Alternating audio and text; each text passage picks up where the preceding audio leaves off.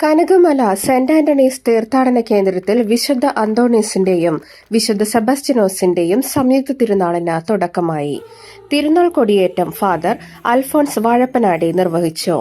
Father Jithin Punnassery, father Wilson Mookkanamparambil എന്നിവർ സഹകാർമ്മികരായിരുന്നു.